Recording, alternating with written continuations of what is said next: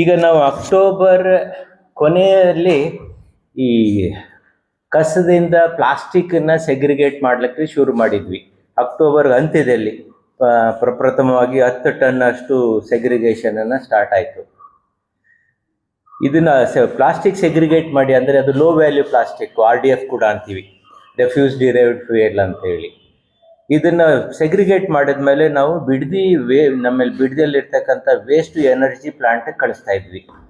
Waste to energy ಪ್ಲಾಂಟಿಗೆ ಕಳಿಸಿದಾಗ ಒಳ್ಳೆ electricity generation ಆಗ್ತಾಯಿತ್ತು.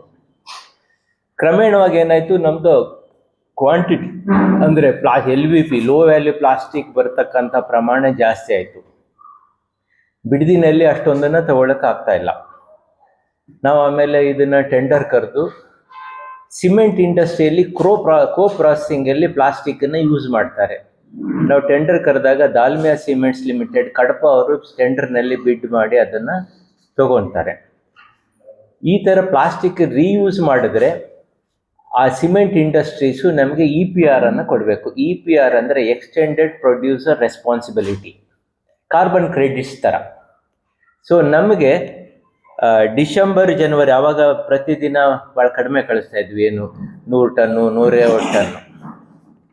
ಕಳೆದ ಒಂದು ವಾರದಿಂದ ನಾವು ಪ್ರತಿನಿತ್ಯ 520 ಟನ್ನು, ಸರಾಸರಿ 520 ton low value plastic segregate ಆಗಿ ಬರ್ತಾ ಇದೆ. ನಮ್ಮ ಕನ್ನಳ್ಳಿ ಪ್ಲಾಂಟಲ್ಲಿ ತಂದು ಸ್ಟೋರ್ ಮಾಡ್ತೀವಿ, ಅಲ್ಲಿಂದ ಕಡಪ ಸಿಮೆಂಟ್ ಇಂಡಸ್ಟ್ರಿಯವರು ತಗೊಂಡು ಹೋಗ್ತಾರೆ. ಸೊ ಫಸ್ಟ್ ತಿಂಗಳಲ್ಲಿ ನಾವು ಡಿಸೆಂಬರ್ ಜನವರಿಲಿ, ಡಿಸೆಂಬರ್ ಅವರು ಕೊಟ್ಟದ್ದು, ಡಿಸೆಂಬರ್ ಜನವರಿಯಿಂದ ಕೊಟ್ಟದಕ್ಕೆ ಅವರು ನಮಗೆ ಮೊನ್ನೆ 28ನೇ ತಾರೀಕು 3600 EPR ಕ್ರೆಡಿಟ್ಸನ್ನು ಕೊಟ್ಟಿದ್ದಾರೆ. EPR ಫಸ್ಟ್ ನಮ್ಮ GB ಆಗ್ಬೋದು, BBMP ಆಗ್ಬೋದು, BSWML ಆಗಿರ್ಬೋದು, ಫಸ್ಟ್ ಟೈಮು ನಮಗೆ ಒಂದು EPR ಕ್ರೆಡಿಟ್ಸ್ ಅಂತ ಬಂದಿರೋದು. ಇದು ಒಂಥರ ರೇಟ್ ಫ್ಲಕ್ಚುಯೇಷನ್ ಇರುತ್ತೆ ಮಾರ್ಕೆಟ್ನಲ್ಲಿ.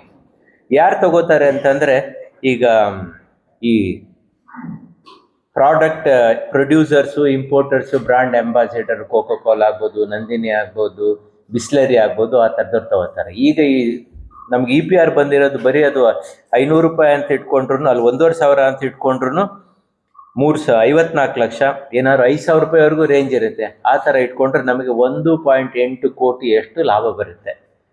ಅವರೇಜ್ 1 ಕೋಟಿನೇ ಇಟ್ಕೊಬೋದು. ನಮಗೆ ಒಂದು ತಿಂಗಳಿಗೆ 1 ಕೋಟಿ 3000. ಈಗಿನ ಪ್ರಮಾಣದಲ್ಲಿ ಹೋದರೆ ನಾವು 15,000 ಟನ್ ಪ್ರತಿ ತಿಂಗಳು ಕಳಿಸ್ತಾ ಇದ್ದೀವಿ. 500 ಅಂತ ಇಟ್ಕೊಂಡ್ರೆ ಆವ್ರೇಜು 15,000 ಮೆಟ್ರಿಕ್ ಟನ್ LVPನ ಕಳಿಸ್ಬೋದು.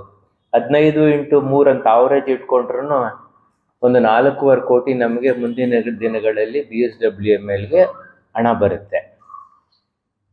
ನಿಜವಾಗಿಯೂ ರಸ ಅನ್ನೋದು ಇದನ್ನು ಸರ್ಕ್ಯುಲರ್ ಎಕಾನಮಿಯ ಭಾಗ ಒಂದು. ಅಂದರೆ ಸರ್ಕ್ಯುಲರ್ ಎಕಾನಮಿ ಅಂತಂದರೆ ಒಂದು ಉತ್ಪನ್ನದಿಂದ ಮತ್ತೊಂದು ಉತ್ಪನ್ನ ಮಾಡಿ ಅದಕ್ಕೆ ವ್ಯಾಲ್ಯೂ ಆ್ಯಡ್ ಮಾಡಿ ಇನ್ಕಮ್ ಜನರೇಟ್ ಮಾಡುವಂಥದ್ದು.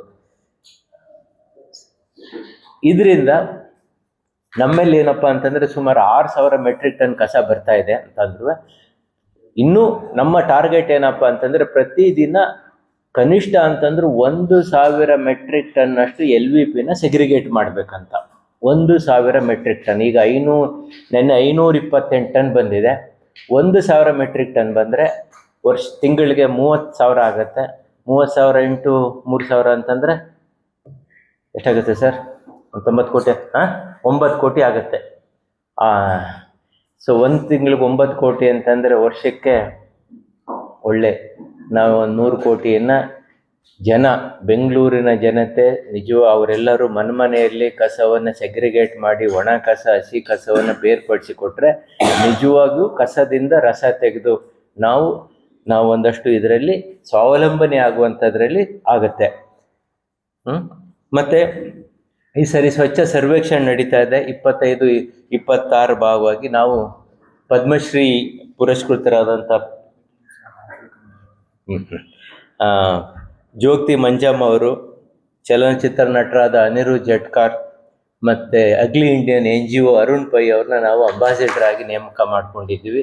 ಅವರು ಏನಪ್ಪ ಅಂತಂದರೆ ಜನರಲ್ಲಿ ಕಸ ವಿಂಗಡಣೆ, ಸಂಸ್ಕರಣೆ, ಸ್ವಚ್ಛತೆ ಬಗ್ಗೆ ಅರಿವನ್ನು ಮೂಡಿಸ್ಲಿಕ್ಕೆ ಅವರ ಸಹಾಯವನ್ನು ನಾವು ಕೋರಿದ್ದೀವಿ. ಅವರು 3 ಒಪ್ಕೊಂಡಿದ್ದಾರೆ, ಅವ್ರನ್ನ ಇದು ಮಾಡಿದ್ದೀವಿ. ಮತ್ತು ಇನ್ನೊಂದು ಪ್ಲಾಸ್ಟಿಕ್ ಸೆಗ್ರಿಗೇಟ್ ಮಾಡೋದ್ರಿಂದ ಲ್ಯಾಂಡ್ ಫಿಲ್ ಸೈಟ್ ಮೇಲೆ ಕೂಡ ಬರ್ಡನ್ ತುಂಬ ಕಡಿಮೆ ಆಗುತ್ತೆ, ಅದೊಂದು ಅಡ್ವಾಂಟೇಜು. ಈ ವಿಚಾರನ ನಿಮ್ಮ ಜೊತೆ ಹಂಚ್ಕೋಬೇಕಂತಿತ್ತು. ಈಗ ಇನ್ನೊಂದೇನಪ್ಪ ಅಂತಂದ್ರೆ ನಾವು ನಮ್ಗೆ ನೋಡ್ಕೊಟ್ಟು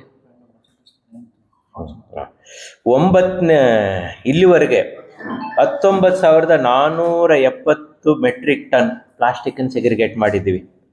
ನಾನು ಅಕ್ಟೋಬರ್ 9ನೇ ತಾರೀಕು ಹೇಳಿದ್ನಲ್ಲ, 19,470 ಮೆಟ್ರಿಕ್ ಟನ್ ಪ್ಲಾಸ್ಟಿಕ್ಕನ್ನು ಸೆಗ್ರಿಗೇಟ್ ಮಾಡಿದ್ದೀವಿ.